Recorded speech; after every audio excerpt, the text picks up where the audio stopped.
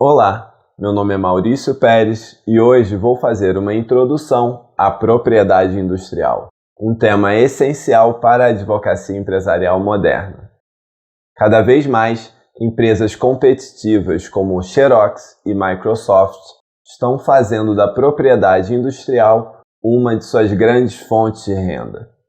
Entre outros mecanismos, são usados os estratégicos contratos de licenciamento de patentes.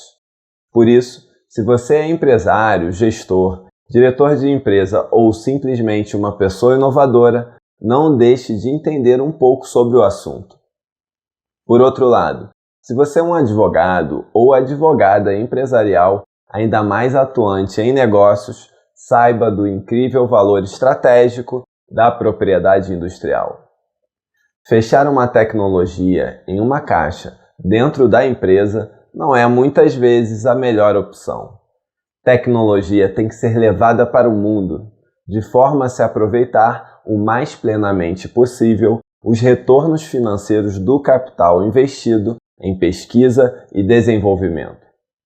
Para isso, negociações internacionais e contratos de licenciamento são essenciais para criar frentes de capitalização com a propriedade intelectual desenvolvida, enquanto ela ainda é inovadora. Esse é um material introdutório, mas pode esperar que a intenção é abordar bastante essa temática no futuro. Falaremos sobre 5 tópicos nessa introdução à propriedade industrial. Convenção da União de Paris e organismos internacionais, Código de Propriedade Industrial, natureza jurídica, conceitos e questões práticas. O Brasil é um país signatário da Convenção da União de Paris e, como tal, integra outros organismos internacionais em um complexo sistema de proteção à propriedade imaterial. Por isso, muito do que você encontra na legislação brasileira sobre o tema decorre desse acordo internacional. O país se comprometeu a tomar as medidas adequadas para assegurar a proteção da propriedade industrial, aplicando os dispositivos enumerados nessa convenção internacional. A Convenção da União de Paris, ocorrida em 1880 e em vigor a partir de 1883, teve diversas modificações decorrentes de revisões ao longo dos anos. Bruxelas em 1900, Washington em 1911, Haia em 1925, Londres 1934, Lisboa 1958 e Estocolmo em 1992.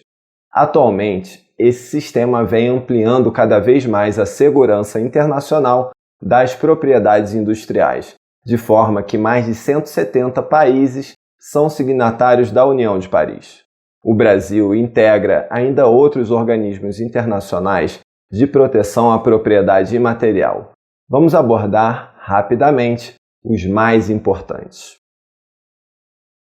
A Organização Mundial da Propriedade Intelectual, OMP, ou World Intellectual Property Organization, com a sigla em inglês WIPO, criada em 1967, é uma entidade de direito internacional público. Ela é a fonte internacional primária de informações, recursos e serviços de propriedade intelectual, tendo sua sede em Genebra, na Suíça, e compreendendo mais de 190 Estados-membros. Suas principais funções são estimular internacionalmente a proteção da propriedade intelectual, assegurar a cooperação administrativa entre as uniões de propriedade intelectual, como a Convenção de Paris, o Acordo de Madrid, entre outros, e estímulo internacional de medidas adequadas à promoção da atividade intelectual, favorecendo a transmissão de tecnologia para países em desenvolvimento, de modo a estimular o desenvolvimento econômico, social e cultural. O Tratado de Cooperação em Matéria de Patentes, Patent Cooperation Treaty, ou PCT, foi firmado em 1970, surgindo algumas emendas e modificações desde então. O Brasil aderiu ao tratado, que hoje conta com mais de 150 dos chamados Estados cooperados. O foco do PCT é continuamente melhorar e simplificar o sistema de patentes e o procedimento de transferência de tecnologia. Dessa forma, o uso e a proteção da propriedade intelectual será cada vez mais global e de fácil proteção. Através desse tratado, é viável realizar uma busca de patentes simultaneamente em um grande número de países. Qualquer pessoa pode fazer uma apresentação da solicitação internacional para efetuar essa busca. Ela pode ser feita tanto na sede da Organização Mundial da Propriedade Industrial, em Genebra, quanto no órgão local de proteção à propriedade industrial onde a pessoa vive.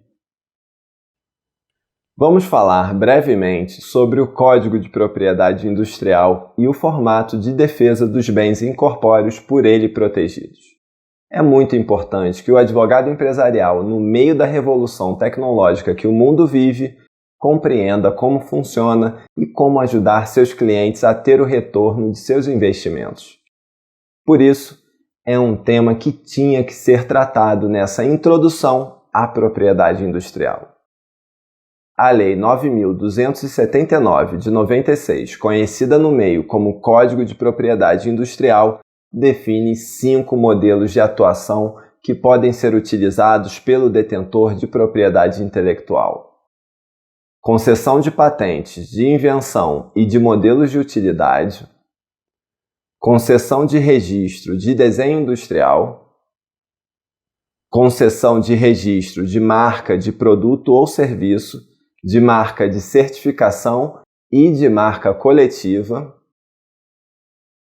repressão a falsas indicações geográficas, estabelecendo regras para a indicação de procedência ou denominação de origem dos produtos, e repressão aos crimes definidos como de concorrência desleal, com tipos penais específicos e penas decorrentes. Vou abordar bem por alto a questão relativa à natureza jurídica do Instituto da Propriedade Industrial. Alguns falam que é um direito pessoal, relativo aos atributos da personalidade, enquanto outros falam em direito imaterial de caráter patrimonial. E claro, como em muitas áreas da teoria do direito, temos também a chamada corrente dualista, que é um mix das duas posições anteriores. O fato é que, no Brasil, por força do artigo 5º da Lei 9.279 de 96, os direitos da propriedade industrial são bens móveis, o que demonstra a adoção da teoria que fala que é um bem incorpóreo. Vamos falar um pouco sobre os conceitos associados à propriedade intelectual, dando mais solidez para o empresário e advogado empresarial que estejam envolvidos com a matéria. A patente, documento que representa o privilégio de exploração da propriedade intelectual, é concedida pelo Estado através de requerimento protocolado no Instituto Nacional de Propriedade Industrial, o INPI.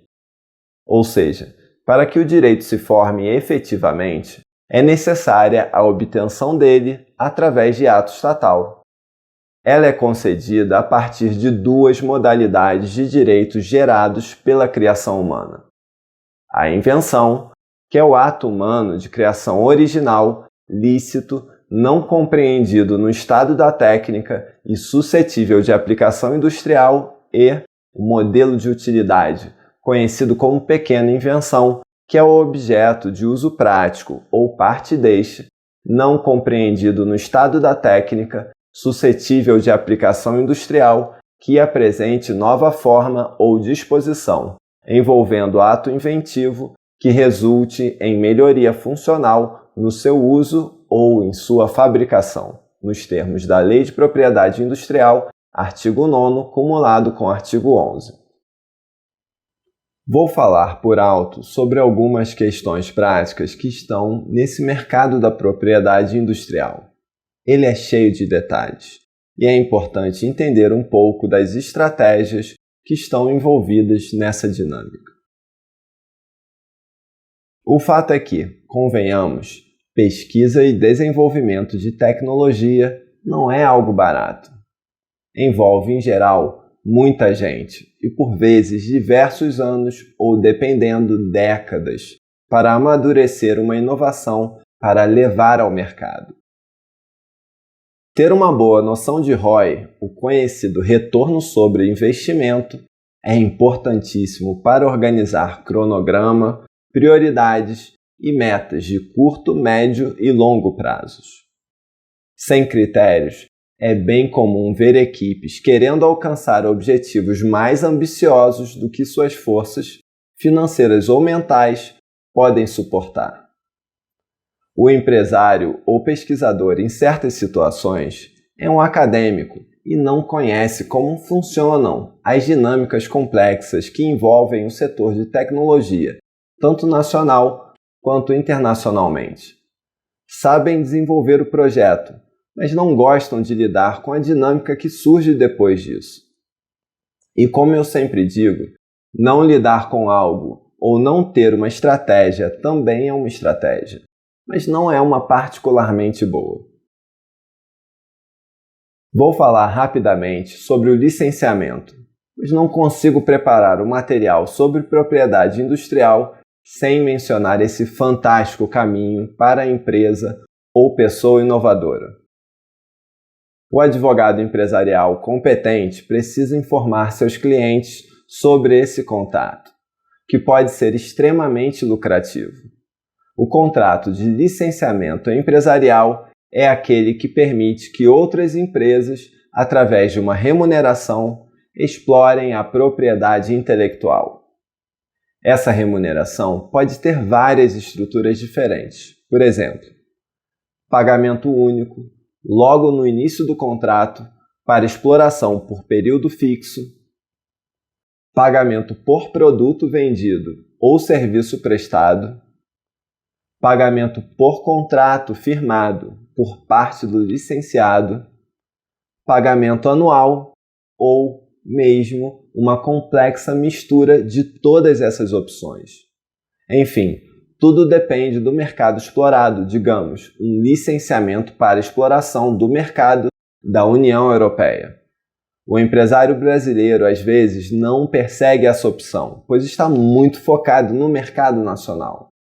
O fato é que dificilmente uma empresa possui condições financeiras para explorar a tecnologia em todo o mundo ao mesmo tempo. Por isso, para trazer liquidez a partir do complexo trabalho de pesquisa e desenvolvimento, o contrato empresarial de licenciamento pode ser extremamente vantajoso.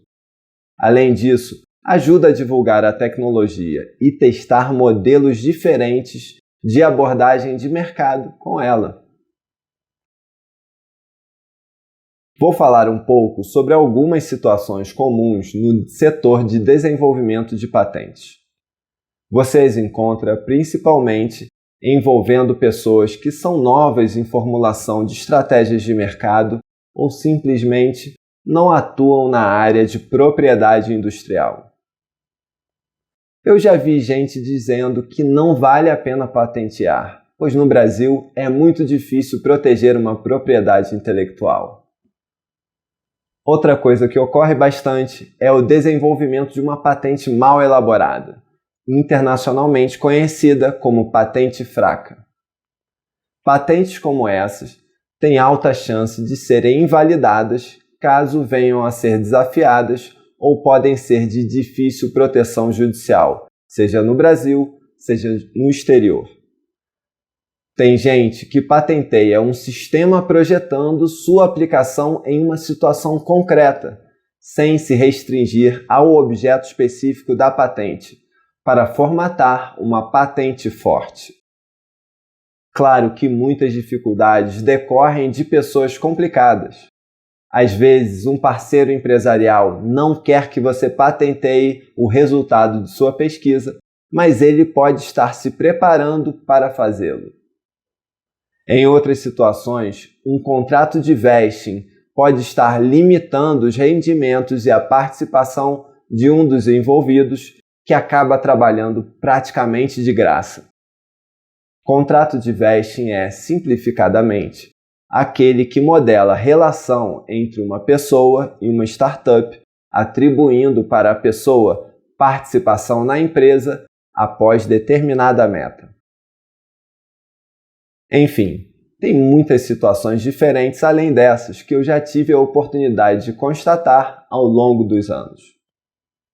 Vamos dar aquela conclusão sobre o tema da propriedade industrial, abordando o papel do advogado empresarial na consultoria e assessoria de seus clientes. O advogado que atua na área de negócios deve compreender muito bem sobre o assunto e esse mercado específico. Só assim poderá auxiliar seus clientes no desenvolvimento de uma estratégia que otimize resultados acima de tudo. Afinal, esse é o papel primordial do advogado empresarial competente. Faz parte, no meio disso tudo, que o advogado empresarial tome o cuidado de escolher o trabalho no qual vai se envolver. Eu tento não me envolver com estruturas pouco sólidas, pois no final das contas, se algo der errado, a culpa muitas vezes é do profissional da advocacia empresarial. E aí, sua imagem fica manchada, o que realmente não compensa para o profissional competente, independente dos honorários. Por situações complicadas das mais diversas, já deixei de prestar assessoria jurídica em muitas ocasiões em que o caminho escolhido para seguir não fazia nenhum sentido, ao menos para mim. Tem cliente que não gosta que o advogado empresarial esteja criando uma solução sólida, mas que pode dar mais trabalho do que antecipado. E isso é natural, pois o desenvolvimento de uma tecnologia inovadora, bem como a formação de uma startup, são processos extremamente desgastantes. Quando a tecnologia está pronta, a ansiedade de levar para o mercado é, naturalmente, avassaladora. A mente inovadora quer virar a página, trabalhar na execução ou simplesmente desenvolver outra coisa. É claro que, no meio de todo esse complexo mercado de propriedade industrial, o papel do advogado empresarial é essencial na estrutura e busca de capitalização a partir da patente. Destaque, é claro, para a negociação e contratação do licenciamento empresarial, uma opção seguida pelas empresas mais modernas do setor. Além de seus contatos internacionais que o permitem agregar novas parcerias para as empresas clientes, a modelagem do negócio requer um profissional de calibre. Não é fácil e nem barato abrir certas portas para um novo mercado. No entanto, uma vez abertas, os benefícios são fantásticos, pois explorar 2 ou 5 mercados ao invés de apenas um é algo que não vale nem discutir. O importante é fazer acontecer. Para isso, bastam bons profissionais e uma tecnologia que resolva de forma eficiente um problema concreto para o qual haja uma demanda real. Gostou desse vídeo? Dê sua opinião, compartilhe e acesse nosso blog para ler o artigo na íntegra com as referências e outras informações. O link estará abaixo na descrição. Se quiser acrescentar alguma coisa ou pedir algum tema específico, fale nos comentários. E não deixe de se inscrever no canal e clicar no sininho para ter acesso a outros temas do direito empresarial e da prática da advocacia empresarial. Obrigado!